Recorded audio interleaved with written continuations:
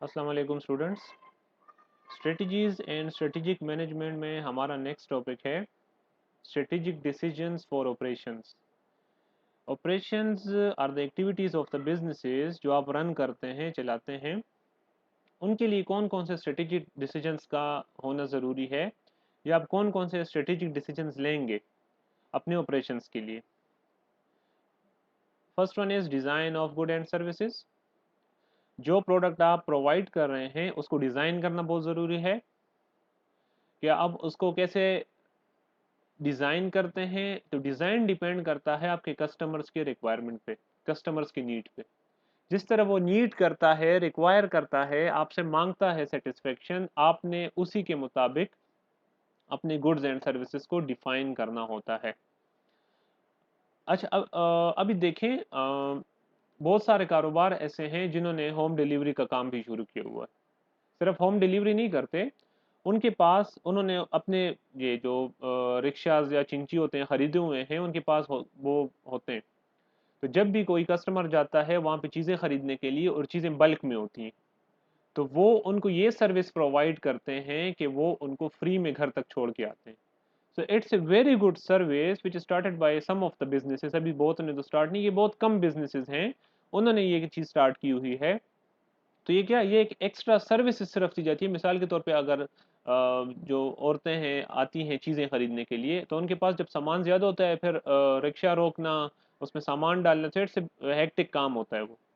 तो अगर वो बिजनेसेस जो हैं वो एक छोटी सी सर्विस प्रोवाइड करते हैं, उनको फ्री डिलीवरी की सर्विस देते हैं घर तक, उनको घर तक पहुंचा के आते हैं, तो वो बहुत इजी फील करते हैं और वो बार बार फिर इसी स्टोर में आते हैं ताकि उनको ये सर्विसेज जो हैं वो अवेल कर सकें। नेक्स्ट द क्वालिटी, बहुत इंपॉर्टेंट। आपने अपनी क्वालिटी को मेंटेन करना होता है। जितना आप अपनी क्वालिटी को मेंटेन करेंगे, आपका कस्टमर उतना ही सेटिस्फाई रहेगा। बहुत सी कंपनीज हैं पाकिस्तान में, इस तरह की कंपनीज भी हैं जो चाइना में अपना स्टॉक बनवाते हैं, लेकिन जब उनको पता लग जाता है कि हमारा स्टॉक अभी बहुत अच्छा चल रहा है, तो वो स्टॉक की क्वालिटी को कमजोर करना शुरू कर देते हैं। तो ये नहीं होना चाहिए। स्टॉक की, अपनी प्रोडक्ट की क्वालिटी को मेंटेन करें, ताकि देखें आपका प्रोडक्ट तो चल पड़ा है, you are start earning a lot of money, तो फिर ज्यादा पैसा कमाने से क्या फायदा अगर आपका कस्टमर ही आपके पास नहीं रहेगा। स्लोली ग्रेजुअली जब कस्टमर्स नोट करता है कि यार ये क्वालिटी तो खराब हो गई है, तो वो आहिस्ता आहिस्ता आहिस्ता आहिस्ता आपके कंपेटिटर्स के पास जाना शुरू हो जाता है। आपके पास पैसा तो आप ज्यादा कमा रहे होते हैं, लेकिन आपके पास फिर कस्टमर्स नहीं रहते, बाकी बहुत कम रह जाते हैं जिनको भी प्रोडक्ट्स का भी पता नहीं होता। तो इन दिस वे आपको अपनी क्वालिटी को मेंटेन करना बहुत जरूरी है। साइट सिलेक्शन, साइट सिलेक्शन भी बहुत ज़रूरी है किसी भी कारोबार के लिए। हमें जो मैडम पढ़ाती थी पेशावर यूनिवर्सिटी में, वो कहती थी that there are three basic things for the success of the business: the location, the location, the location.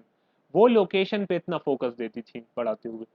तो लोकेशन आपकी बड़ी स्ट्रांग होनी चाहिए, फिजिबल होनी चाहिए, जहाँ से आप कस्टमर्स को इजीली टारगेट कर सकें और कस्टमर्स आप तक इजीली पहुँच सकें।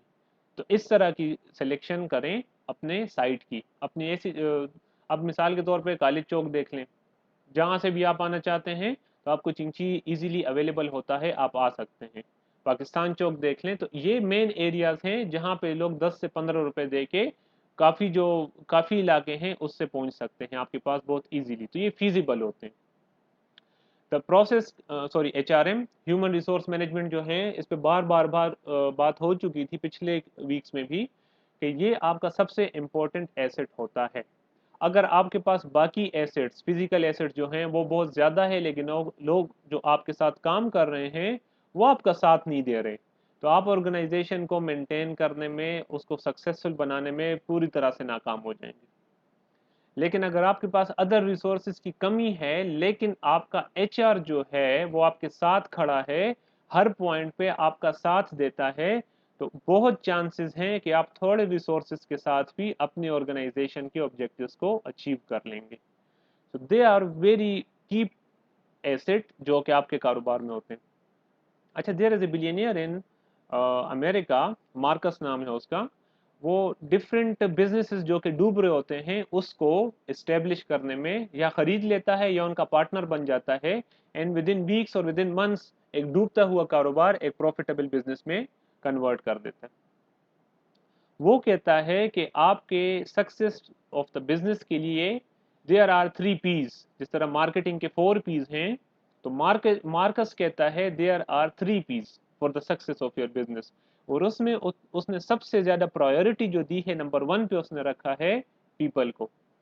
कहता है आपके जो लोग हैं, आपका जो HR है, ये सबसे मेन फैक्टर होता है कि आपका कारोबार सक्सेसफुल होगा या नहीं होगा। तो सबसे पहले उसने रखा है पीपल को, 2 नंबर पे उसने रखा है सेकंड पॉइंट पे प्रोडक्ट को, और 3 नंबर पे फिर उसने रखा है प्रोसेस को। ये अगर आगे आएगा पॉइंट तो फिर हम इसको डिस्कस भी कर लेंगे तीनों पॉइंट्स को। वैसे प्रोडक्ट तो वही है जो कि आप बेच रहे होते हैं, लेकिन प्रोसेस क्या है, आप उस प्रोडक्ट को कैसे बना रहे हैं, ये बड़ा जरूरी है। हो सकता है आप जो मेथड फॉलो कर रहे हैं उसमें वेस्टेज ज्यादा हो, वेस्टेज का सारा खर्चा भी फिर आपने फिनिश गुड्स के ऊपर डालना होता है। तो आपने इस तरह से प्रोसेसिंग करनी है कि कम से कम रिसोर्सेज को यूज करते हुए अच्छा क्वालिटी वाइज प्रोडक्ट बनाना है। द प्रोसेस कैपेसिटी, आपको ये क्लियरली पता होना चाहिए कि मेरी कैपेसिटी कितनी है। मिसाल के तौर पे आपकी 1000, आप कोई कोल्ड ड्रिंक बना रहे हैं और आपकी कोई 1000 लीटर की कैपेसिटी है और आप प्रोड्यूस कर रहे हैं 600 लीटर, तो ये 400 लीटर कैपेसिटी जो है ये हर महीने या हर साल ये जाया हो रही है। तो ये जाया करने से अच्छा है कि आप कोई नया प्रोडक्ट कोई नए फ्लेवर में लॉन्च करें, ताकि ये 400 लीटर की जो कैपेसिटी है इसको भी यूटिलाइज किया जा सके। यूटिलाइजेशन से क्या होगा, you are going to touch the economies of scale, और आपकी पर यूनिट कॉस्ट कम होगी, और इस तरीके से आप सेम प्राइस में ज्यादा प्रॉफिट कमा सकेंगे। तो आपको ये पता होना चाहिए कि मेरी टोटल कैपेसिटी कितनी है, और आपको ये भी पता होना चाहिए कि इस कैपेसिटी को मैं यूटिलाइज कैसे कर सकता हूँ। Supply chain management, how my product is going to reach the consumers, वो सप्लाई चेन से आपको पता लगेगा। आपका सप्लाई मैनेजमेंट जो है ये बड़ा स्ट्रोंग होना चाहिए, ताकि मार्केट में आपके प्रोडक्ट्स की किल्लत ना हो। आपका प्रोडक्ट तैयार पड़ा है फैक्ट्री में, यहाँ मार्केट में अवेलेबल नहीं है, तो लोग क्या करेंगे। अब आप कोई चीज़ परचेज करने गए हैं, मिसाल के तौर पे आप चेरी ब्लॉसम शू पॉलिश जो है वो परचेज करने गए हैं, वो अवेलेबल नहीं है, तो क्या करेंगे, नहीं खरीदेंगे। एक दो दुकानों में और पूछेंगे, किसी के पास भी अवेलेबल नहीं है, तो फिर आप कीवी ले आएंगे या वो चाइनीज जो आती है वो ले आएंगे। तो नुकसान क्या होगा, मार्केट में प्रोडक्ट नहीं है, फैक्ट्री में तैयार पड़ा है, लेकिन due to the problems in the supply chain वो प्रोडक्ट मार्केट तक टाइमली नहीं पहुंच पा रहा। तो आपको बड़ा स्ट्रोंगली पता होना चाहिए कि मैं किस तरीके से कौन सी सप्लाई चेन सेलेक्ट करूं और उसको किस तरह से मैनेज करूं कि फ्लुएंटली स्मूथली मेरा प्रोडक्ट जो है वो मार्केट में पहुंचता रहे। लास्ट पॉइंट, इसमें जो लास्ट पॉइंट है दैट इज द इन्वेंट्री। आपको ये पता होना चाहिए कि इन्वेंट्री में कितनी मेंटेन करूं अपने पास। इन्वेंट्री के फिर 3 मेन टाइप्स हैं, raw material, work in process and finish goods. तो इन तीनों को आपको पता होना चाहिए। आपने इतना रॉ मटेरियल रखना है कि कल को अगर मार्केट से रॉ मटेरियल गायब भी हो गया, जिस तरह के पाकिस्तान में चलता रहता है, गायब भी हो गया, तो आपके पास इतना रॉ मटेरियल होना चाहिए कि आपके ऑपरेशंस के ऊपर उसका इफेक्ट ना हो, आपके ऑपरेशन एटलीस्ट चलते रहें। तो आपके पास इतना रॉ मटेरियल होना चाहिए। फिर वर्क इन प्रोसेस आपके पास इतना होना चाहिए कि अगर मेरे पास ज़्यादा डिमांड आ जाए तो वर्क इन प्रोसेस के मैं थोड़ा सा प्रोसेस करके उसको फिनिश गुड्स में कन्वर्ट कर सकता हूँ। फिनिश गुड्स भी बहुत ज़्यादा नहीं रखनी, इस पर पहले बात हो चुकी थी। जितनी ज़्यादा फिनिश गुड्स रखेंगे, फिनिश गुड्स और रॉ मटेरियल में ये प्रॉब्लम है कि रॉ मटेरियल थोड़ी जगह में ज़्यादा आप रख सकते हैं, लेकिन फिनिश गुड्स नहीं रख सकते। फिनिश गुड्स वो गुड्स होते हैं जो कि बिल्कुल सेल्स के लिए तैयार होते हैं, बॉक्सेस में बंद होते हैं। तो अगर आप एक दूसरे के ऊपर रखेंगे या कम जगह में उसको स्टोर करने की कोशिश करेंगे, तो वो खराब होने का खदशा होता है, और फिर सारी की सारी कॉस्ट आपने अपने ऊपर ही डाल प्रोडक्ट के ऊपर ही डालनी होती है, जिससे प्रोडक्ट की कॉस्ट बढ़ जाती है, और कॉस्ट बढ़ेगी तो लाजमी बात है फिर आपने प्राइस भी ज़्यादा चार्ज करनी होगी। ये सारे स्ट्रेटेजिक डिसीजन हैं ऑपरेशंस के लिए। अच्छा, पिछले टॉपिक में बात की थी that the strategy provides focus, उसको थोड़ा डिटेल से देख लेते हैं। Strategy helps company to concentrates and focuses on resources or expanding a narrow market or industry segment. It is usually employee where the company knows its segment and has product to competitively satisfy its needs. अच्छा देखें, strategy जो है वो आपको focus provide करती है।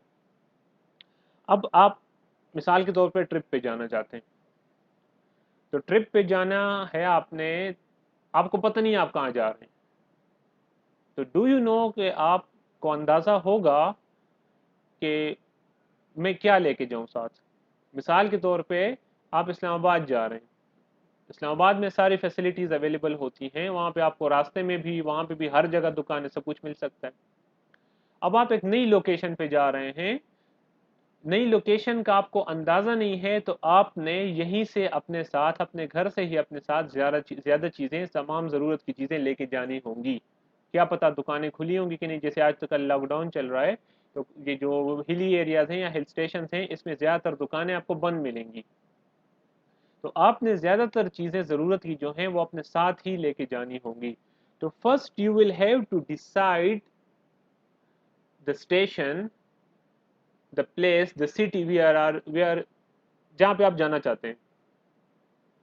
तो उसके बाद ही फिर आप डिसाइड करें कि पैक क्या करके ले, क्या क्या पैकिंग करूं साथ में। तो उसके लिए तो इसी तरह स्ट्रेटेजी भी होता है। स्ट्रेटेजी आपको बताता है कि बताती है कि आपने जाना कहाँ पे, where is your main goal. तो फिर उसको अचीव करने के लिए आप मुख्तलिफ किस्म के ऑब्जेक्टिव्स को अचीव करते हैं, लेकिन मेन फोकस आपका वही होता है जो आपने स्ट्रेटेजी बनाई होती है। तो याद रखें, जब तक स्ट्रेटेजी नहीं होती तो आपका फोकस नहीं होगा, आपकी कंसंट्रेशन नहीं होगी एक पॉइंट पे, और आप कभी इधर जा रहे होंगे कभी उधर जा रहे होंगे, मीन्स वो क्लियर नहीं होगा, वे गाइडलाइंस कुछ भी आपके पास नहीं होगा। अच्छा जी, distinctive competencies. Distinctive means different and competencies means the abilities, capabilities भी कह सकते हैं।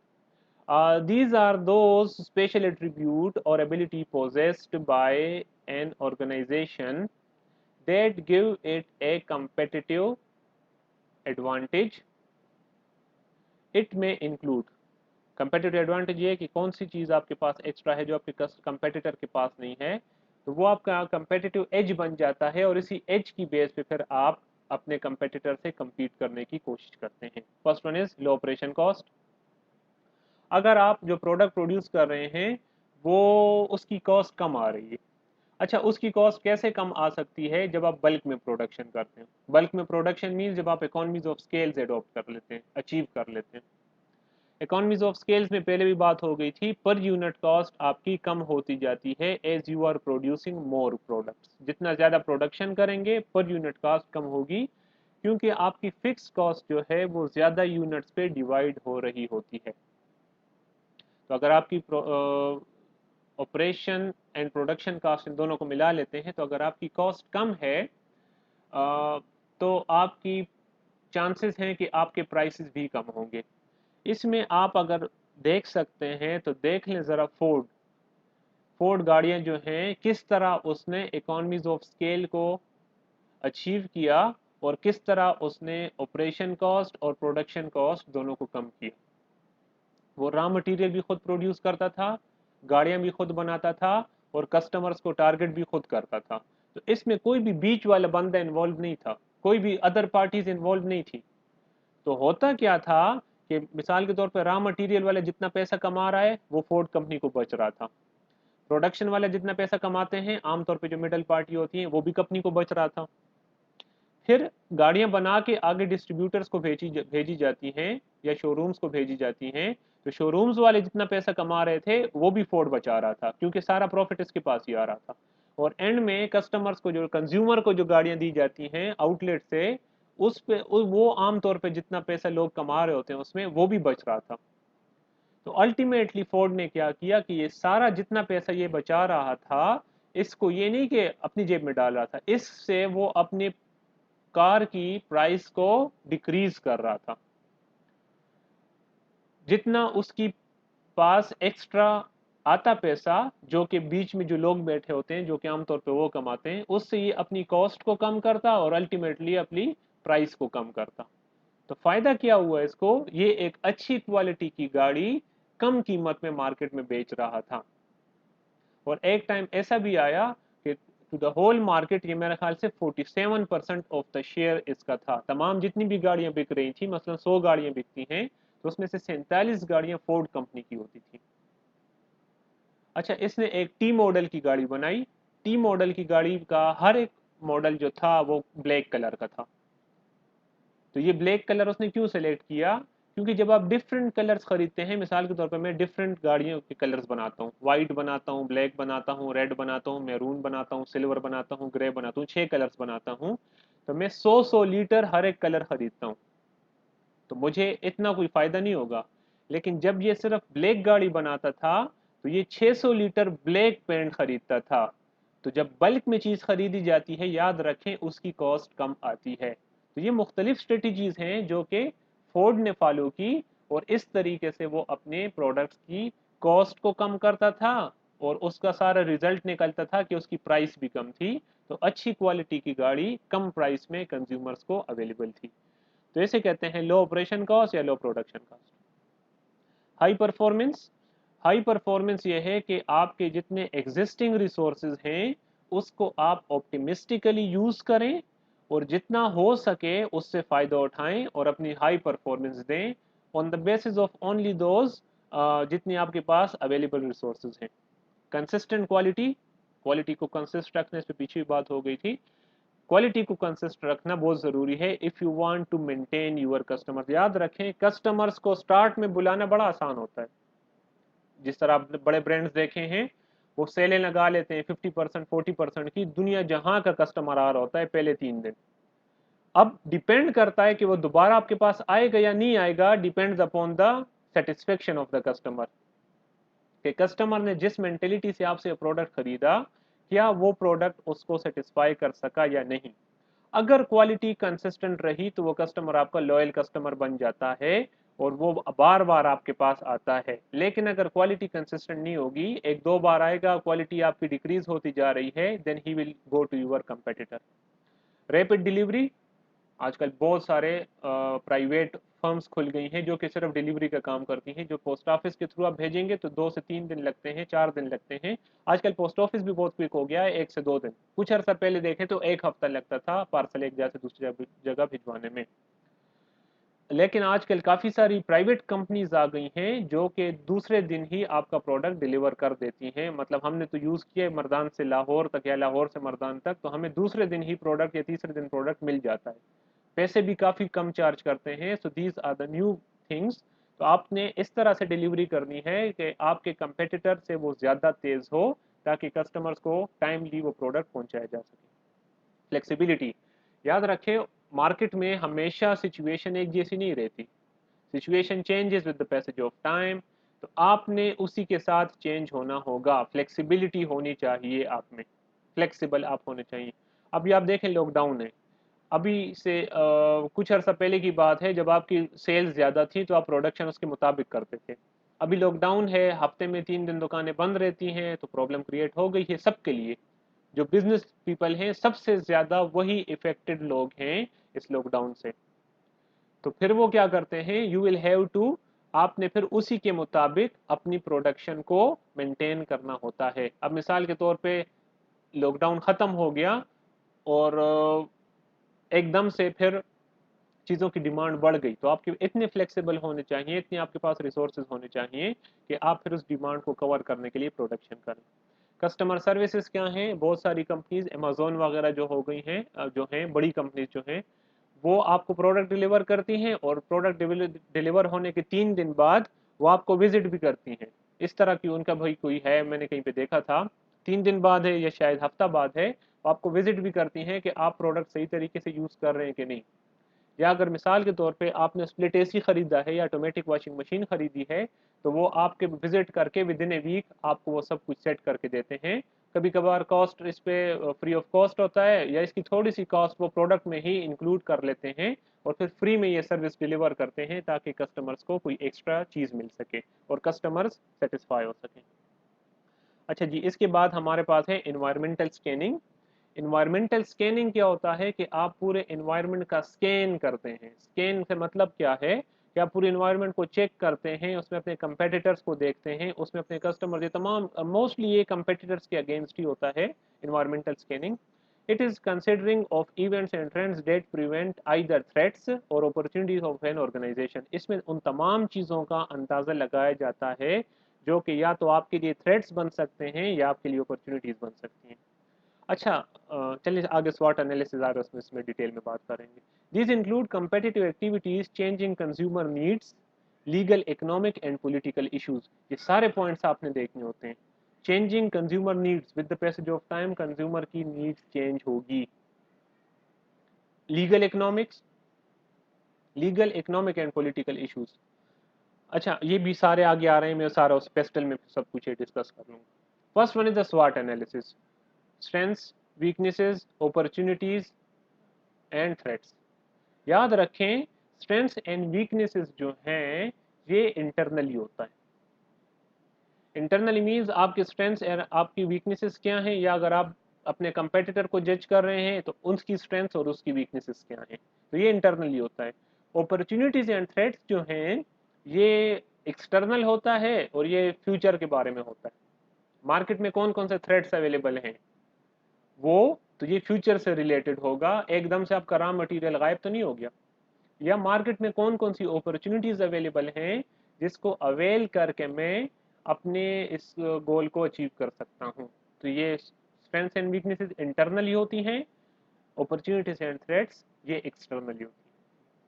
फिर आता है जी पेस्टल एनालिसिस। पेस्टल पहले पेस्ट एनालिसिस के नाम से जाना जाता था, but due to some reasons उसको पेस्टल एनालिसिस बना दिया गया और ये ज़्यादा अच्छा है, ज़्यादा लॉजिकल है। अच्छा, मैं आपको सब बता देता हूँ ये किस किस। First one is the P, that is the political. Second E, economic. S, social. T, technological. L, legal. जब आप ऑर्गेनाइजेशन के लिए स्कैनिंग करते हैं आप ये तमाम चीज़ें देख रहे होते हैं। मिसाल के तौर पे आप एक नया बिजनेस शुरू करने जा रहे हैं किसी दूसरे मुल्क में, तो उसके लिए पेस्टल एनालिसिस का होना बहुत ज़रूरी है कि इस मुल्क की पॉलिटिकल सिचुएशन क्या है। याद रखें, पॉलिटिक्स का कारोबार के ऊपर बहुत इंपॉर्टेंट इम्पैक्ट होता है। The more a country is political stable, उतने ही उसमें कारोबार ज़्यादा स्टेबल रहते हैं। इकोनॉमिक सिचुएशन, एक मुल्क की इकोनॉमी कैसी है, उसकी इकोनॉमिक कंडीशंस कैसी है, ये सारा देखना। अच्छा, फिर सोशल। सोशल जब भी आएगा याद रखें we are talking about the human beings. तो ह्यूमन बींग्स के जो कल्चर है, उनका जो रिलीजन है, उनका जो हैबिट्स हैं, उनकी जो फैमिली बैकग्राउंड्स हैं, उनकी जो एजुकेशन लेवल है, ये तमाम चीज़ें आप सोशल में देखेंगे। टेक्नोलॉजिकल, जहाँ पे मैं बिजनेस शुरू करना चाह रहा हूँ वहाँ की टेक्नोलॉजी कैसी है, क्या वो टेक्नोलॉजी इतनी महंगी तो नहीं कि मैं उसको फिर अफोर्ड ही ना कर सकूँ, या वो टेक्नोलॉजी इतनी कोई कॉम्प्लिकेटेड तो नहीं कि उसके लिए मुझे बंदे ढूंढने पड़े। तो ये तमाम चीज़ें भी आपने देखेंगे, और कितनी एडवांस टेक्नोलॉजी यूज़ की जा रही है किसी भी मुल्क में। फिर है जी लीगल। जब भी आप किसी मुल्क में जाते हैं तो लीगली आपको उस मुल्क का बिजनेस स्टार्ट करने के लिए परमिशन चाहिए होती है, तो इसके लिए आपको लीगल उनके जो रूल्स एंड रेगुलेशंस हैं उनका भी कम्प्लीटली पता होना चाहिए, उसके बाद ही आप वहाँ पे अपना कारोबार सेट कर सकते हैं। उसके बाद है जी इंटरव्यूज़। इंटरव्यूज़ में के थ्रू भी आप इन्वायरमेंट की स्कैनिंग कर सकते हैं। इंटरव्यू आप ले सकते हैं कस्टमर से भी एंड इवन ऑर्गेनाइजेशंस के डायरेक्टर से, मैनेजर से, वो आपको फिर बताएंगे डिफरेंट चीज़ों के बारे में। सर्वेज कर सकते हैं, सर्वेज भी होता है क्वेश्चनियर्स वगैरह के थ्रू, लोगों को क्वेश्चनियर्स भेज सकते हैं इंटरनेट के थ्रू, ईमेल्स जो होते हैं या मेल के थ्रू, या आप उनसे डायरेक्टली भी क्वेश्चनियर्स फिल करा सकते हैं और उससे आप फिर पूरा एनवायरनमेंट भी स्कैन कर सकते हैं। मार्केट रिसर्च क्या होती है? मार्केट रिसर्च मीन जब आप पूरी मार्केट की रिसर्च करते हैं regarding the product, regarding the customers, regarding the pricing, regarding different things हो सकती हैं। तो market research. Environment scaling scanning जो होता है ये इन्वायरमेंट के बारे में इंफॉर्मेशन गैदर करना होता है। वो डिफरेंट पर्पसेस के लिए हो सकता है, it depends upon the purpose या इंटेंशंस ऑफ द ऑर्गेनाइजेशन। इस टॉपिक में इतना ही। इसमें अगर आप सिलेबस चेक करें तो हमने तकरीबन 3 से 4 टॉपिक्स आज डिस्कस कर लिए हैं। बाकी इंशाल्लाह अगली क्लास में। शुक्रिया जी, अल्लाह हाफिज़।